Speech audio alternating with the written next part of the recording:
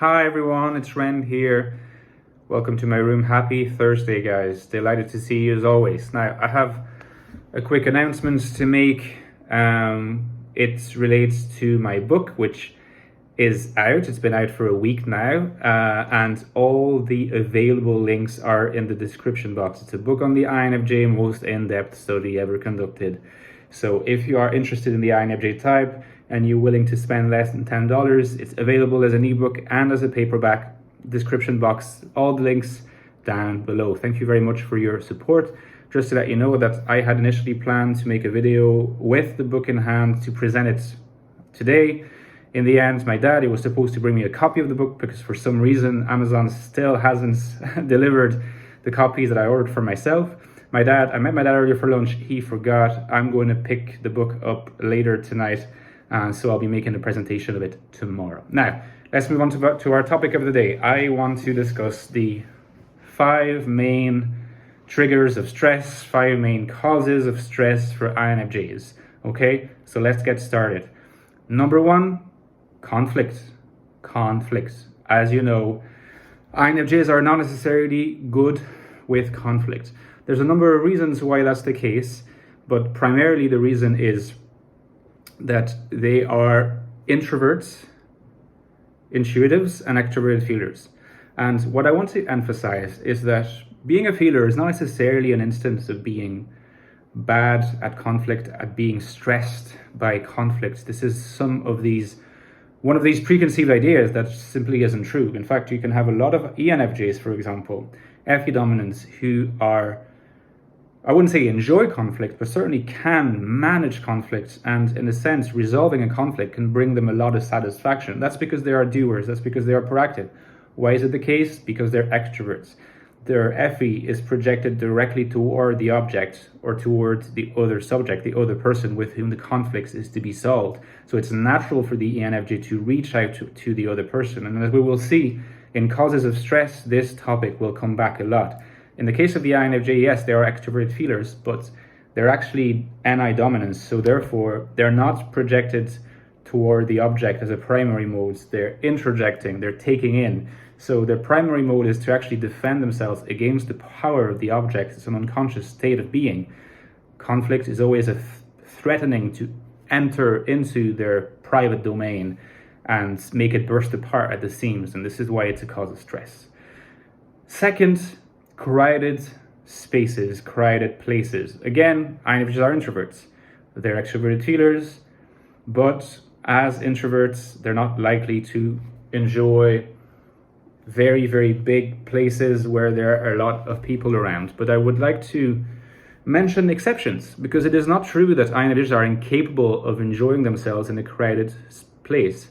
You can perfectly well see INFJs at gigs, you can see INFJs at comedy clubs, you can see INFJs in bars and, in various types of pubs. It's completely possible to see INFJs, and not just INFJs who are in their corner and are really stressed out. INFJs who are enjoying themselves, but there are usually 2 conditions, or rather I should say one or the other. If it is satisfied, this condition is enough for the INFJ to have a good time. One of the possible conditions is having a group of people that they know and they can focus on and spend time with. So you could have like a large group of people or a big place where there are lots of people. If the INFJ can stick to a number of people that they know, they are able to have conversations, comfortable one-to-one or one-to-two conversations with these people, and they don't necessarily need to worry so much about everyone else. The alternative condition that could be satisfied is having something to focus on, the event being about something. If it's about a concert, if it's about a comedy sketch, if it's about any kind of performance, whatever it might be. I'm not saying that this will necessarily completely compensate the potential anxiety that could come from being in a very crowded space, but it would certainly mitigate it to an extent, because the INFJ is then able to channel their focus on the actual events and sort of block out all the other people who are sort of dissolved into just a crowd. Okay, it's the accumulation of different individualities, each with their potential to interact with the INFJ, that can feel overwhelming and stressful. Now, a third factor of stress for an INFJ is a highly structured work environment. Sometimes the cliche with the J types is that the work environment or any kind of environment, if it's structured, J types are going to love it and P types are going to hate it and be stressed by it. But actually, this is not the case. The big difference here, I think, is not between whether you are, a J type or a P type, but more, are you a dominant intuitive or are you a dominant judger? If you're a dominant intuitive, such as an introverted intuitive, if you're in a highly structured work environment, structure, you have to understand structure does not match well with the form of intuition, whatever it might be, if it's introverted intuition or extroverted intuition.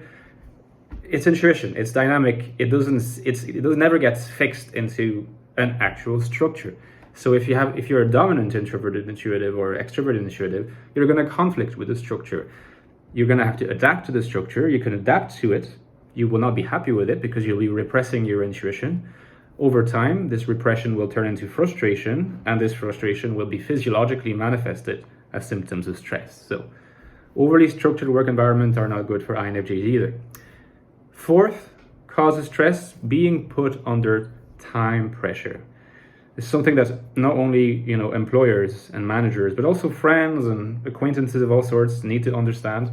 It will never work to put an INFJ under time pressure to do something or give a response on something. I mean, of course, there are situations where you have no choice and you have to do it. It's a matter of urgency. But most of the time, give them time. Do not stress them out. I would say that this applies to all the IN types. Why does it apply to most or all the IN types more than other types? Because they're introverts and because they're intuitive. Once again, intuition is not structured in its essential form.